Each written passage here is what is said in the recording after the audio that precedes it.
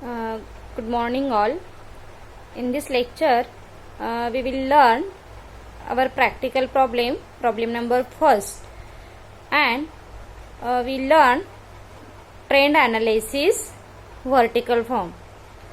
So, our problem: Mrs. Anurag Limited carrying on business, furnishing their position as on 31st March 2012, 2013 and 2014. Balance sheet दिलेली आहे तुम्हाला asset आणि liabilities. आता इथे 3 column दिलेले आहेत 2012, 2013 and 2014.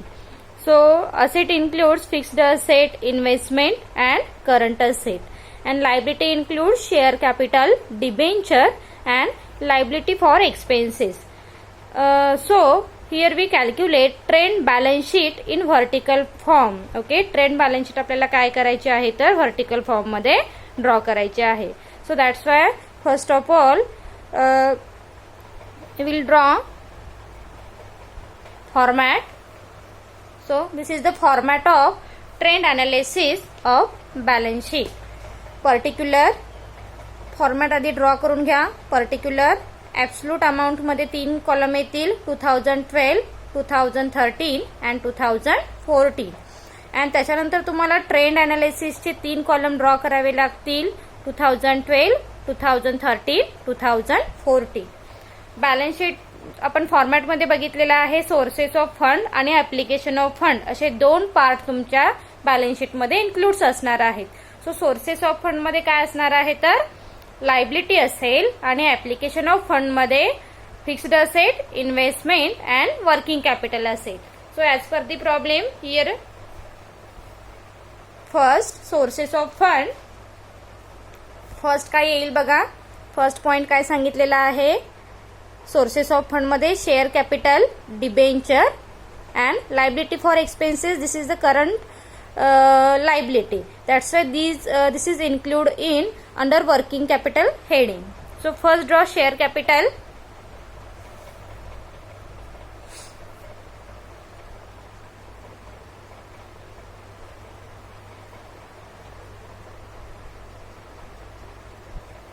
Put amount in column. First 33,000 in 2013, 31,350 and 2014 amount 41,000. Then second point, debenture.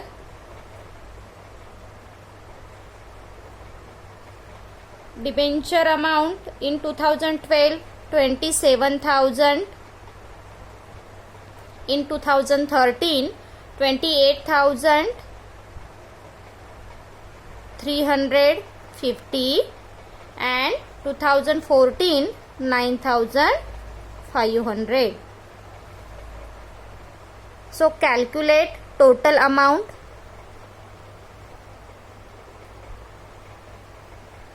First column 60,000, then second column 59,700 and third column that means 2014 amount 50,500. This is known as capital employed. Capital employed. So our second part is part point number B, application of fund.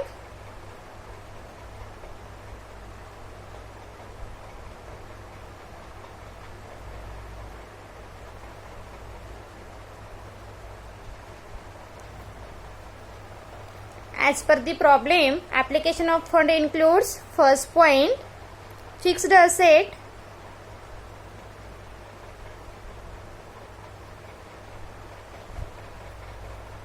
amount. First column 30,000, second column 25,500 and third column 43,800. Then Second, investment.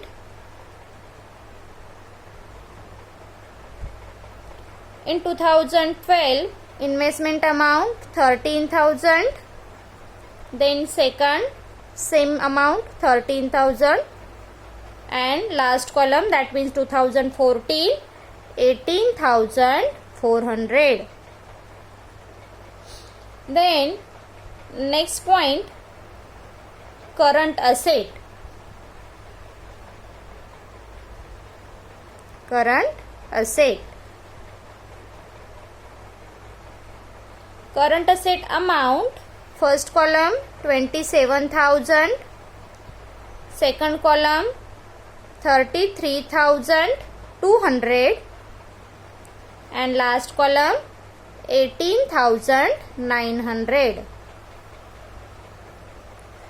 Then less current liability.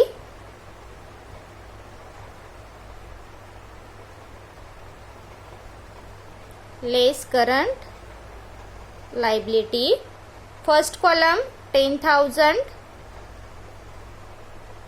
Then second column 12,000.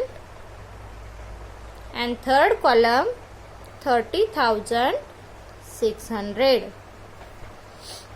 So working capital काय करायचंय, first of all calculate करून घ्यायचंय. That means 27,000 minus 10,000 किती येतील, 17,000. Second column 33,200 minus 12,000, 21,200. and 18,900 minus 30,600. Okay, current liability जास्त आहे, त्यामुळे तुमचं आन्सर जे येईल ते निगेटिव्ह साइन मध्येच येईल. दॅट मीन्स कॉलम मध्ये मेन्शन करायचं आहे 11,700. This is known as working capital.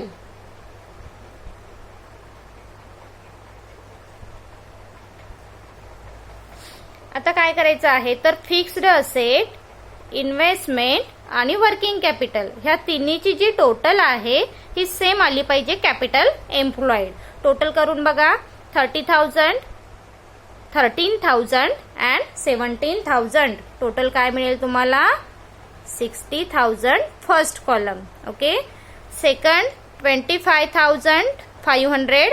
Then investment 13,000 and second column amount working capital 21,200. so second column ची टोटल करून बघा किती येईल 59,700. सेम येते का, व्हेरीफाय करा.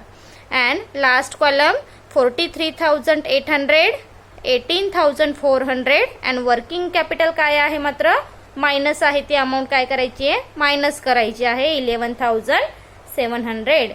सो तुमचं आन्सर काय येणार आहे मग 50,500. सेम हेडिंग येईल इथे मग capital employed. Capital employed. This is the simple format. Clear झालं का बघा. एक्झाम्पल काय केलं आपण इन शॉर्ट मध्ये मी आधी रिपीट करते आणि नंतर आपण मग हे ट्रेंड अनालिसिस काय करायचे आहेत तर कॅल्क्युलेट करायचे आहेत. फर्स्ट पॉइंट आपण काय घेतला, sources of fund. Sources of fund मध्ये जे प्रॉब्लेम मध्ये दिलेले आहेत आपल्याला शेअर कॅपिटल आणि डिबेंचर हे दोनच पॉइंट दिलेले आहेत. दॅट्स वाय आपण इथे मेन्शन केले 33,000, then 31,350 and 41,000 as per the problem. Debenture mention केला, डिबेंचरची अमाऊंट मेन्शन केलेली आहे. देन टोटल आपण कॅल्क्युलेट केलेला आहे capital employed. First column 60,000, second column 59,700 and third column 50,500. Second पार्टकडे आलोत आपण. Application of fund. This includes first fixed asset, then investment. आता इथे फिक्स्ड असेटची अमाऊंट प्रॉब्लेममध्ये दिलेली आहे, डिरेक्टली फिक्स्ड असेट दिलेत म्हणून आपण मेन्शन केली 30,000, 25,500 अँड 43,800. इन्व्हेस्टमेंटची amount as per the problem 13,000, 13,000 and 18,400. Next part current asset आपण मेन्शन केलेला आहे. करंट असेटमध्ये फर्स्ट अमाऊंट दिलेली आहे 27,000, सेकंड अमाऊंट दिलेली आहे 33,200 अँड थर्ड कॉलम दिलेला आहे 18,900. करंट असेटची जी अमाऊंट आहे ह्यामधून आपल्याला काय करायचं आहे तर करंट लायबिलिटी ही मायनस करायची आहे. सो 27,000 मधून आपण 10,000 मायनस केल्यानंतर आपल्याला वर्किंग कॅपिटल मिळालेलं आहे 17,000. सेकंड कॉलम मध्ये सेम 13,200 मधून आपण 12,000 काय केलेले आहेत तर मायनस केलेले आहेत. सो अमाऊंट आपल्याला पॉझिटिव्ह मिळेल 21,200. पण लास्ट कॉलम मध्ये काय दिसतंय करंट असेटची अमाऊंट कमी आहे आणि करंट लायबिलिटीची अमाऊंट ही जास्त आहे. म्हणून तुमचं आन्सर जे येईल म्हणजेच वर्किंग कॅपिटल असणार आहे हे निगेटिव्ह साइन मध्येच म्हणजेच मायनस साइन मध्ये येईल 11,700. त्याच्यानंतर आपण काय करतो फिक्स्ड असेट, इन्व्हेस्टमेंट आणि वर्किंग कॅपिटल ह्या तिन्ही हेडिंगची जी टोटल येईल ती असणार आहे आपली capital employed. Then same process follow केली आपण पॉइंट कॉलम नंबर 2 आणि कॉलम नंबर 3 मध्येच. सो टोटल करून बघा दोन्हीकडे टोटल तुमची कॅपिटल एम्प्लॉईड ही सेम आली पाहिजे म्हणजेच तुमचा प्रॉब्लेम हा इथे टॅली होईल. हा बेस झाला आपला. ओके. सो आपल्याला नवीन इथे काय लर्न करायचं आहे तर ट्रेंड पर्सेंटेज फाइंड आउट करायचे आहे तिन्ही कॉलमचे. आता 3 कॉलम कोणते 2012, 2013 आणि 2014. ओके. असे 3 कॉलम इथे तुम्हाला दिलेले आहेत. फाइंड आउट काय करायचं आहे बघा पर्सेंटेज फाइंड आउट करायचे आहेत आणि ते कसे करायचे आहेत लक्षात ठेवा. त्यासाठी फॉर्म्युला आहे. फॉर्म्युला काय जे लास्ट इयर असतं. आता इथे 2012, 2013, 2014 हे 3 इयर दिलेले आहेत. सो लास्ट इयर कोणतं आहे 2012. ओके. लास्ट म्हणजेच ओल्ड इयर जे सगळ्यात ओल्ड इयर आहे हे 2012 आहे. So 33,000 divided by 33,000 divided by 33,000 into 100. First कॉलमचं पर्सेंटेज येईल 100%. बेस इयर ह्याला आपण काय म्हणतो बेस इयर. बेस इयरचं पर्सेंटेज ऑलवेज काय असणार आहे तर 100% कारण आपण त्याच अमाऊंटने त्याच अमाऊंटला काय करतो तर डिवाइड करतो. दॅट्स वाय काय येईल 100% येईल. सेकंड मध्ये आपण काय फाइंड आउट करायचं आहे थोडंसं वर्किंग नोट लिहून ठेवलात तरी चालेल. मेन्शन करा working note.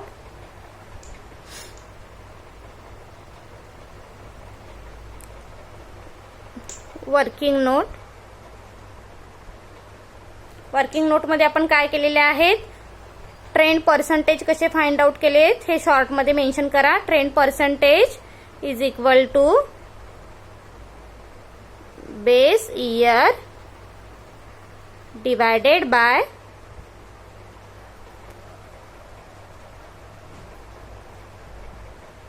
Current year into 100.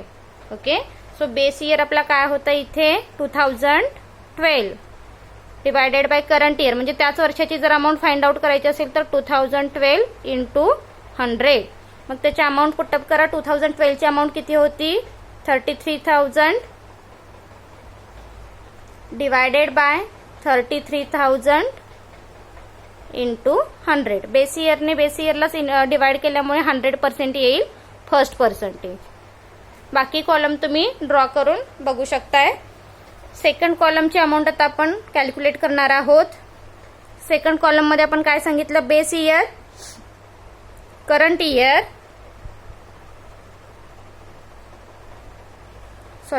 Current year divided by base year into 100. मी फॉर्म्युला थोडासा रिव्हर्स केला सॉरी. करंट इयर वरती येईल बेस इयर खाली येईल.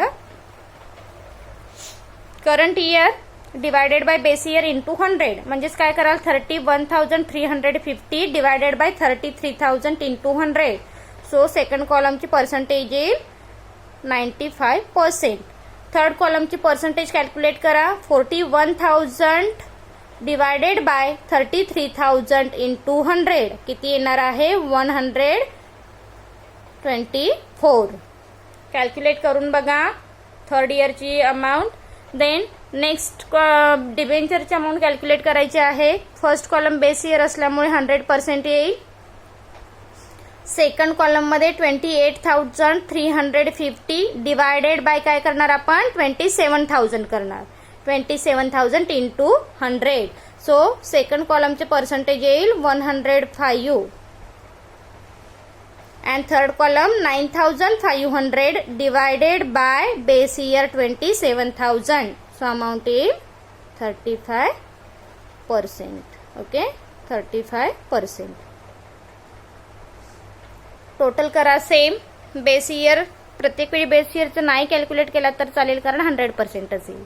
सेकंड कॉलम ची total 59,700 divided by 60,000. Okay, total इथे अशी कराल तशी नाही करायची आहे. टोटल कशी करायची आपण इथे same 59,700 divided by 60,000.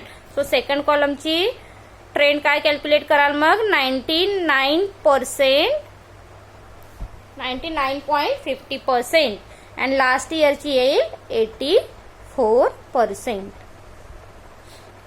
Is it clear? Sources of fund clear झाला का? शॉर्ट मध्ये रिपीट करते. काय करायचंय बघा आपल्याला, बेस इयरचे पर्सेंटेज हे ऑलवेज 100%च असतील. शॉर्ट मध्ये लक्षात ठेवा. त्याच्यानंतर ज्यावेळी आपण सेकंड कॉलमची पर्सेंटेज फाइंड आउट करतो, दॅट मीन्स सेकंड इयरची amount, that means current year amount divided by base year. 31,350 divided by base year into 100 करायला विसरू नका, म्हणजे सेकंड कॉलमची अमाऊंट येईल. सेम थर्ड इयरची अमाऊंट कॅल्क्युलेट करताना 41,000 डिवायडेड बाय 33,000 इंटू 100 म्हणजेच मिळेल अमाऊंट आपल्याला पर्सेंटेज मिळेल 124%. त्याच्यानंतर आपण आता नेक्स्ट पार्टकडे येणार आहोत, ऍप्लिकेशन ऑफ फंडकडे. ऍप्लिकेशन ऑफ फंड आता इथे सगळीकडे 100% लिहून ठेवलात तरी चालेल. बेस इयर आहे दॅट्स वाय 100% येईल.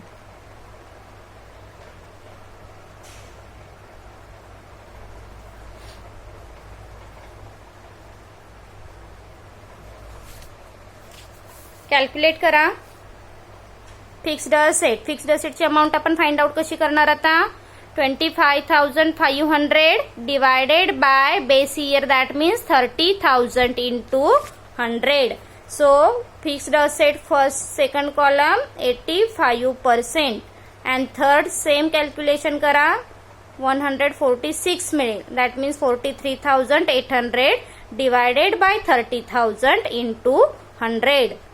Second point 30,000 divided by 30,000 that means इथे सुद्धा 100%च येईल. आणि last year 18,400 divided by 13,000 into 100 म्हणजेच मिळेल 142.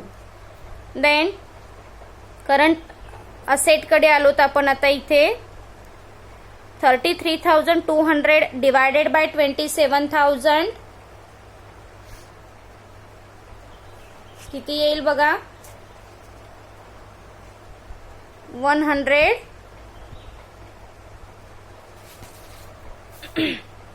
कॅल्क्युलेट करून बघा. करंट असेट आपला कंप्लीट झालेला आहे. करंट असेट 27,027 आले. 32,200 डिवायडेड बाय 27,000 123 आणि लास्ट येईल 70. करंट लायबिलिटी कॅल्क्युलेट करा. फर्स्ट आपण कॅल्क्युलेट केलेला आहे 100%. सेकंड 12,000 डिवायडेड बाय 10,000 इंटू 100 मिळेल अमाऊंट आपल्याला 120. आणि लास्ट इयरची अमाऊंट येईल 306 कशी आली amount, 30,600 divided by 10,000. Okay, so 306. Total amount आपण कशी कॅल्क्युलेट करतो, बेस इयरला बेस इयर डिवाइड केले 100 आले. Second year 21,200 divided by 17,000 amount मिळेल तुम्हाला 125%. आणि last year 11,700 divided by 17,000 amount जी येईल ती असणार आहे निगेटिव्ह फॉर्म मध्ये, कारण ही अमाऊंट आहे आपली negative, that's why. Then total amount same. First 100% येईल, लास्ट येईल 59,700 डिवायडेड बाय 60,000 99.50% आणि last year 50,400 divided by 60,000 84%. Is it clear? Clear झालं का बघा सगळ्यांना? ह्या प्रॉब्लेममध्ये आपण काय फाइंड आउट केलेलं आहे? कॅपिटल एम्प्लॉईड फाइंड आउट करायचं आहे. दिस इज द ट्रेंड अनालिसिस. एकदा रिकॉल करून बघा आणि स्वतःच स्वतः ट्राय करा म्हणजे लक्षात येईल. थँक्यू.